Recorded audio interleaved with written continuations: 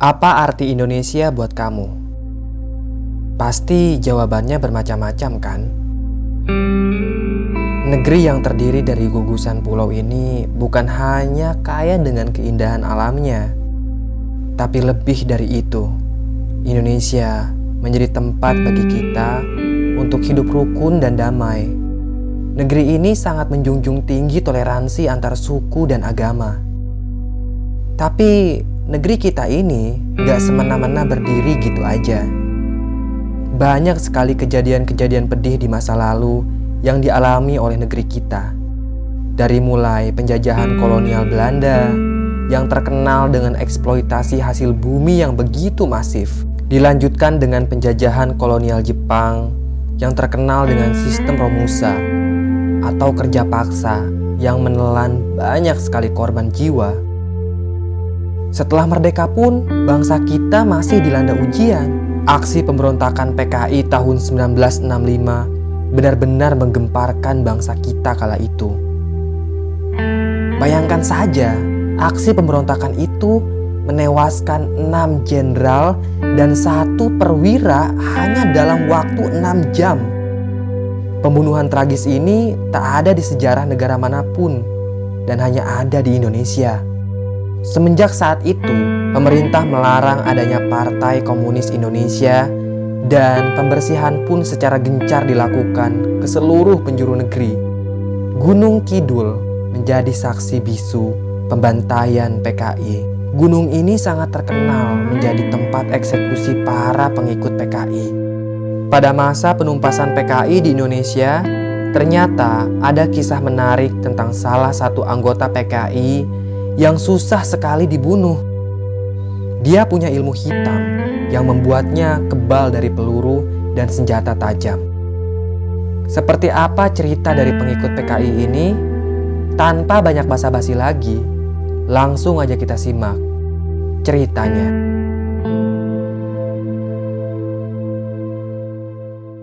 Partai Komunis Indonesia atau PKI adalah sebuah partai politik di Indonesia yang telah bubar. PKI adalah partai komunis non-penguasa terbesar di dunia setelah Uni Soviet dan Tiongkok, yang pada akhirnya dihancurkan pada tahun 1965 dan dinyatakan sebagai partai terlarang pada tahun berikutnya. Saat PKI belum menjadi partai terlarang di Indonesia, banyak sekali orang yang mendukung PKI. Bahkan pada pemilu tahun 1955, PKI tercatat sebagai partai pemenang. Itu tandanya ada banyak pengikut PKI di Indonesia pada waktu itu. Di antara para pengikut PKI, ada seorang pengikut yang bernama Wongso, umurnya kira-kira 40 tahunan. Tentu ini nama samaran ya. Wongso adalah seorang petani. Sehari-harinya dia mengurus sawah atau sesekali ngarit rumput untuk kambing peliharaannya. Istri Wongso juga seorang petani. Dia suka bantuin suaminya di sawah.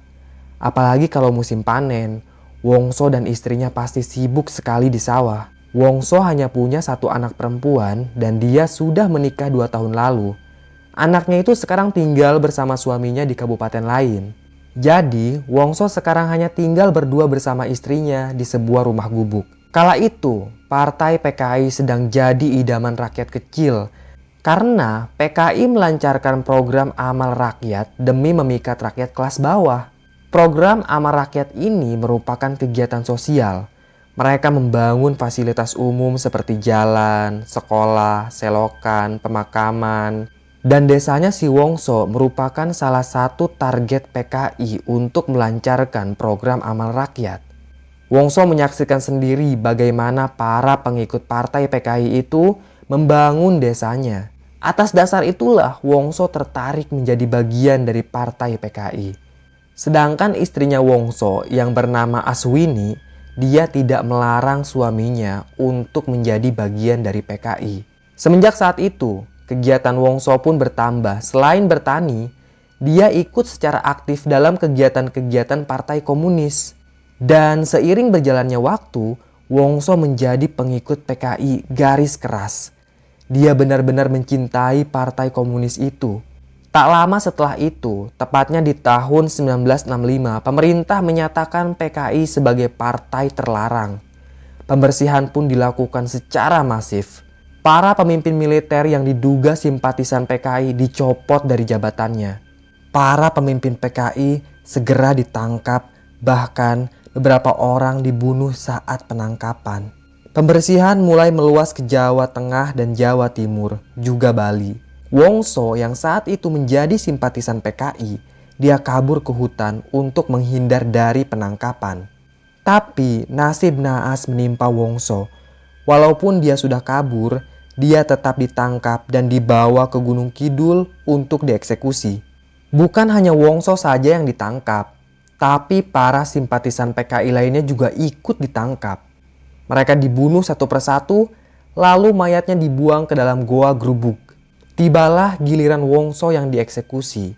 Namun anehnya, peluru itu tidak mampu menembus kulit si Wongso. Semua orang yang ada di sana, semua terheran-heran melihat kesaktian Wongso karena tidak mempan oleh peluru. Wongso pun dieksekusi dengan menggunakan benda tajam. Tapi tetap saja, kulitnya itu kebal sekali. Benda tajam pun tidak sanggup melukai si Wongso. Mereka tidak tahu kalau si Wongso ini ternyata memakai susuk kekebalan. Untuk menguasai susuk itu, Wongso pernah menelan 5 butir gabah dan sebutir peluru kecil. Dia pun melakukan pertapaan selama beberapa hari, lalu dia berhasil menguasai susuk kekebalan. Benda apapun tidak akan mampu melukai si Wongso. Karena Wongso sulit sekali dibunuh, kedua kaki dan tangannya pun diborgol. Dia dimasukkan ke dalam karung goni, lalu diikat dengan sangat erat. Hanya kepalanya saja yang tampak menonjol dari karung itu. Dalam situasi seperti itu, sangat mustahil bagi Wongso untuk lepas dari borgolnya. Kepalanya juga ditutup dengan kain hitam. Lalu lehernya diikat dengan tali. Setelah itu, Wongso dilempar ke dalam goa Grubuk. Goa itu sangat dalam dan tidak mungkin Wongso bisa menggapai permukaan. Dia akan dibiarkan kelaparan di dalam goa itu sampai mati. Singkat cerita, bertahun-tahun kemudian Indonesia pun bersih dari PKI. Setelah semua wilayah aman dari PKI, di kaki Gunung Kidul ada seorang pemuda bernama Harjo. Dia berprofesi sebagai pemburu sarang walet. Harjo biasa mencari sarang walet di Gunung Kidul. Pada suatu hari, dia didatangi oleh 2 orang tentara. Harjo ditawari sebuah pekerjaan, yaitu mencari jasad simpatisan PKI di Gunung Kidul. Jasad yang dimaksud itu tak lain adalah jasadnya si Wongso. Mungkin mereka ingin memastikan kalau si Wongso itu benar-benar sudah tewas. Sebenarnya Harjo ragu menerima pekerjaan itu, tapi dia tetap mengiyakannya. Saat itu goa Grubuk terbilang cukup angker dan tidak ada yang berani masuk ke dalam goa itu. Selain angker, goa itu juga cukup berbahaya karena kedalamannya. Setelah Harjo sepakat dengan pembayaran yang akan diterimanya, maka keesokan paginya sekitar jam 3 dini hari. Saat itu hari masih sangat gelap. Si Harjo sudah dijemput oleh 2 tentara itu. Entah kenapa para tentara itu memilih berangkat pagi-pagi sekali. Mungkin agar operasi pencarian ini tidak diketahui oleh warga lain. Mereka bertiga pun berangkat dari rumahnya Harjo menuju Gunung Kidul. Jalanan saat itu becek karena tadi malam sempat ada hujan. Harjo dan kedua orang tentara itu sempat terpleset berkali-kali. Tak lama kemudian, mereka pun tiba di goa itu. Salah seorang tentara mengeluarkan sebuah tali dan helm dari dalam tasnya. Mereka melingkarkan tali itu ke badannya Harjo. Si Harjo juga disuruh pakai helm. Nanti pelan-pelan kami akan menurunkanmu dengan tali ini, kata salah satu tentara. Sebenarnya si Harjo takut masuk ke dalam goa Grubuk itu. Setelah tubuh Harjo diikat, dia pun mulai menuruni goa tersebut. Ia dibekali sebuah senter jadul. Seorang tentara melingkarkan tali itu ke batang pohon, lalu mengulurnya pelan-pelan. Tubuh Harjo yang kurus krempeng memudahkan si tentara menahan tali tersebut. Sementara itu, tentara yang satu lagi mengontrol Harjo dari mulut goa. "Komandan!" teriak Harjo dari dalam goa. Dia belum sampai ke dasar, baru setengah jalan lah. "Ada apa?" tanya tentara yang berjaga di mulut goa. "Ada perempuan," jawab Harjo. Suaranya menggema di dalam goa. Mendengar jawaban Harjo, kedua tentara itu saling tatap. Mereka bingung kenapa ada perempuan di dalam goa Grubug. Masih hidup atau sudah mati? Tanya tentara itu dari mulut goa. Masih hidup, komandan. Dia memperhatikanku, jawab Harjo dari dalam goa. Lanjutkan saja, jangan dihiraukan, kata tentara itu. Kedua tentara itu sadar kalau perempuan yang lagi dilihat si Harjo pastilah makhluk halus. Karena tidak mungkin ada perempuan di dalam goa angker itu. Harjo pun memberanikan diri untuk tetap turun ke dasar goa. Harjo melihat sosok wanita yang duduk di atas batu masih memandanginya. Wanita itu berwajah pucat dan mengenakan pakaian layaknya sinden. Harjo berusaha sebisa mungkin untuk tidak menoleh pada wanita misterius itu. Saat itu juga, dengan hati-hati, Harjo pun mulai menelusuri goa Grubug. Dan gak lama kemudian, akhirnya dia menemukan bekas karung goni yang sudah memudar. Di dekat karung goni itu tergeletak sebuah tengkorak manusia. Tanpa jijik, dia menyentuh tengkorak itu dan berusaha mencari bagian tulang lainnya. Tapi tidak ada. Harjo hanya menemukan tengkoraknya saja. Komandan, saya menemukan tengkorak dan bekas karung goni, teriak Harjo dari dalam goa. Baik, tunggu sebentar, kata tentara itu dari mulut goa. Kemudian Harjo melihat sebuah karung yang diturunkan perlahan menggunakan tali. Harjo, kau masukkan barang yang kau temukan ke dalam karung ini ya. Lalu ikat kembali dengan erat. Nanti aku akan tarik karung itu ke permukaan, kata si tentara. Baik, komandan, jawab Harjo. Suaranya menggema di dalam goa. Harjo pun menuruti perintah si tentara. Dia memasukkan tengkorak dan bekas karung goni itu, lalu mengikatnya dengan sangat erat. Sudah, komandan, kata Harjo. Karung itu pun perlahan diangkat ke permukaan. Harjo, kau cari lagi tulang-tulang yang lain ya, pinta si tentara setelah dia berhasil menarik karung itu ke permukaan. Harjo menyusuri setiap lekuk goa itu. Sementara si perempuan berbaju kebaya masih duduk di atas batu. Sesekali Harjo melirik ke perempuan itu. Dan seketika Harjo merinding. Dia mulai sadar kalau perempuan yang ada di dalam goa itu pastilah bukan manusia. Tidak ada apa-apa lagi, komandan, kata Harjo dari dalam goa.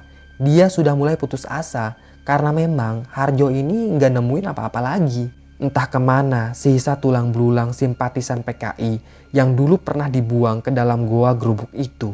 Yang jelas Harjo hanya menemukan sebuah tengkorak saja. Kami akan tarik kamu keluar, kata si tentara. Harjo mengikatkan kembali tali itu ke tubuhnya. Dan perlahan tubuh Harjo pun terangkat. Dia masih memperhatikan si wanita yang mengenakan baju kebaya di dalam goa itu. Namun saat di tengah-tengah perjalanan menuju permukaan, tiba-tiba saja tali itu seperti dilepas gitu aja. Harjo pun jatuh, badannya terbanting ke batu. Harjo tidak mengerti ada apa dengan kedua tentara itu. Sebenarnya kedua tentara itu tidak bermaksud menjatuhkan Harjo. Saat mereka berdua berusaha mengangkat tubuh Harjo ke permukaan, mereka melihat ada sosok pocong yang berdiri di seberang mulut goa. Karena takut, mereka langsung lari tanpa mempedulikan si Harjo. Salah satu dari tentara itu sempat membawa karung yang berisi tengkorak manusia. Untung aja setelah jatuh, Harjo masih sadarkan diri. Dia meringis kesakitan.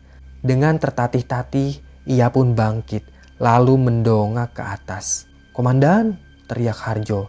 Tapi tidak ada jawaban dari atas sana. Komandan, teriak Harjo sekali lagi. Iya Harjo. Barulah ada jawaban dari atas. Suaranya memang menyerupai salah satu tentara. Tapi nadanya terdengar sangat datar. Lemparkan talinya lagi, komandan, teriak Harjo sambil meringis kesakitan. Namun tidak ada jawaban lagi. Dan sesaat kemudian perempuan berkebaya yang dari tadi hanya duduk saja di atas batu kini mulai berdiri. Dia menoleh ke arah Harjo. Lelaki itu semakin ketakutan saja. Entah apa yang terjadi. Tiba-tiba saja goa itu tampak ramai sekali oleh para lelaki yang sedang meringis kesakitan. Para lelaki itu berwajah pucat. Tubuh mereka berdarah. Mereka menoleh ke arah Harjo sambil meminta tolong. Tolong, tolong jangan bunuh aku. Begitu kata mereka. Melihat kejadian itu, Harjo pun seketika jatuh pingsan. Ia tidak sanggup melihat kengerian yang ada di hadapannya. Bisa saja para lelaki itu adalah roh dari korban pembantaian PKI. Saat Harjo siuman, ternyata hari sudah mulai terang. Dia mengucek-ngucek matanya dan perlahan dia bangkit. Sekujur tubuhnya terasa sangat sakit. Ini baru pertama kalinya dia masuk ke gua Grubuk dan sangat mustahil Harjo bisa keluar dari gua itu tanpa bantuan manusia. Jadi kalau misalkan si Harjo ini mau keluar dari gua Grubuk, harus ada seseorang yang menariknya dari atas permukaan goa. Tolong, teriak Harjo dengan sisa tenaga yang ada. Tapi tampaknya tidak ada satupun orang yang mendengar teriakan Harjo. Lagi pula saat itu gua Grubuk terkenal angker dan tidak ada yang berani dekat-dekat dengan goa tersebut. Sampai sore, Harjo belum bisa keluar dari gua Grubuk. Dia menangis. Dia sangat takut berada di dalam gua itu sendirian. Hingga malam tiba, Harjo masih teriak minta tolong. Dia berharap ada seseorang yang datang menolongnya. Tapi usahanya itu tetap nihil. Tidak ada satu orang pun yang mendengar teriakan si Harjo. Entah dari mana datangnya. Tiba-tiba Harjo mendengar suara gamelan dan langkah kaki orang-orang banyak. Harjo menoleh ke arah kanan. Dan di sana dia melihat ada sebuah iring-iringan yang sangat aneh. Ada para lelaki yang berpakaian putih dan pakaiannya itu penuh dengan bercak darah. Para lelaki itu menggotong sebuah singgasana. Dan di atas singgasana ada seorang wanita yang berpakaian kebaya sedang duduk manis layaknya seorang ratu kerajaan. Di belakang para lelaki itu ada juga orang-orang yang menabuh gamelan. Harjo mundur beberapa langkah. Napasnya terengah-engah. Dia sangat takut dengan apa yang dilihatnya saat ini. Seketika suara gamelan itu berhenti serentak. 4 orang lelaki yang menggotong singgasana juga berhenti. Mereka menurunkan si perempuan itu. Perempuan yang wajahnya pucat seperti mayat mendekat ke arah Harjo. Jangan takut, kami sudah menerimamu menjadi warga di sini. Ucap wanita itu. Tidak, aku tidak mau tinggal di sini. Tolong keluarkan aku mohon. Harjo menangis sambil berlutut. Tampaknya wanita itu tidak peduli walaupun Harjo menangis. Dia malah kembali pada rombongannya. Kemudian musik gamelan pun kembali ditabuh. Dan si perempuan misterius itu mulai menari layaknya ronggeng. Malam itu Harjo hanya bisa memeluk lututnya di sudut goa sambil menangis ketakutan. Soalnya makin lama makhluk yang ada di dalam goa itu semakin banyak. Harjo melihat ada makhluk yang tinggi besar dan berbulu lebat. Juga ada banyak pocong yang berdiri di bebatuan. Tak banyak yang bisa dilakukan Harjo. Dia hanya menangis sampai pagi pun tiba. Semalaman suntuk, Harjo tidak tidur. Kedua matanya merah, tubuhnya mulai kelelahan. Mungkin sekitar jam 6 pagi, tiba-tiba aja ada suara lelaki yang memanggil-manggil si Harjo dari permukaan goa. Harjo sangat kenal lelaki itu. Ya, tidak salah lagi, itu adalah bapaknya Harjo. Dengan sisa tenaga yang ada, Harjo pun bangkit lalu kembali berteriak. "Pak, tolong aku pak," teriak si Harjo. Dan dari mulut goa itu, sebuah tali diulurkan perlahan. "Harjo, ayo naik," kata bapaknya Harjo. Harjo pun menggenggam tali itu dengan sangat erat. Perlahan dia ditarik keluar dari goa tersebut. Ternyata bapaknya Harjo ini baru tahu kalau anaknya dibawa ke goa Grubuk oleh tentara. Ibunya Harjo memang sudah meninggal. Dia hanya tinggal bersama bapaknya. Bapaknya itu dapat informasi dari temannya Harjo yang sering berburu sarang walet. Maka pagi itu juga bapaknya Harjo bersama 3 warga lainnya langsung berangkat ke goa Grubuk untuk menyelamatkan si Harjo. Harjo pun berhasil dikeluarkan dari dalam goa itu. Ia ditandu menggunakan kain sarung karena tubuhnya sangat kelelahan. Semenjak saat itu, Harjo tidak mau lagi kalau ada orang yang menyuruhnya masuk ke dalam goa Grubuk. Dia sangat shock karena melihat banyak sekali dedemit di dalam goa Grubuk itu. 5 hari kemudian, malam itu kondisi Harjo sudah benar-benar pulih. Dia berbaring di atas tempat tidurnya sambil nunggu ngantuk. Sementara bapaknya Harjo masih sibuk membuat suling di dapur. Kebetulan malam ini bapaknya Harjo tidak menginap di perkebunan. Istilahnya sedang libur lah. Makanya bapaknya Harjo bisa menginap di rumah. Sekitar jam 12 malam, Harjo dan bapaknya mendengar ada suara perempuan di luar rumah yang memanggil nama si Harjo. Harjo, pulang yuk. Harjo. Begitu kata si perempuan. Perlahan bapaknya Harjo mengintip dari bilik jendela dapur. Dia melihat ada seorang wanita yang berpakaian kebaya berdiri di dekat rumahnya Harjo. Buru-buru bapaknya Harjo beranjak ke kamar anaknya. "Harjo, itu di luar siapa?" tanya bapaknya Harjo. Saat itu Harjo meringkuk di sudut kamarnya sambil memeluk dengkul. Wajahnya sudah berkeringat. Dia sangat ketakutan mendengar suara itu. Harjo kenal siapa perempuan itu. Dia adalah demit penghuni goa Grubuk. Beberapa saat kemudian, pintu rumahnya Harjo digedor-gedor dengan sangat keras. Karena kesal, bapaknya Harjo langsung lari ke dapur. Dia ngambil golok yang sangat tajam. "Bangsat kau, berani-beraninya ganggu anakku." Bapaknya Harjo keluar dari rumah sambil mengacungkan golok. Tapi anehnya, tidak ada siapa-siapa di luar sana.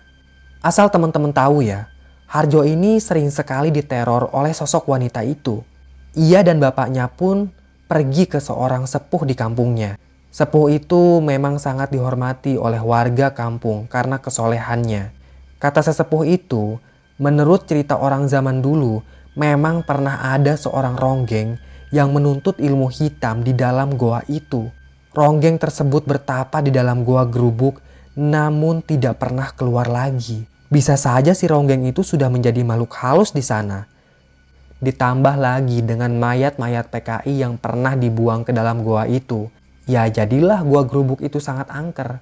Sesepuh itu memberikan 3 buah kertas yang sudah dituliskan doa-doa dalam bahasa Arab.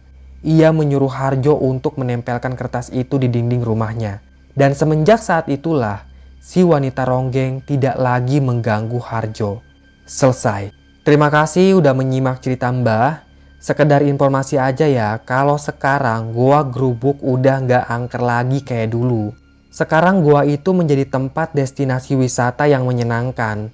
Teman-teman bisa mengunjungi goa Grubuk dan berfoto ria di sana karena goa itu punya pemandangan yang sangat indah. Sekian dari Mbah, tunggu kisah lainnya ya. Tetap sehat dan salam merinding.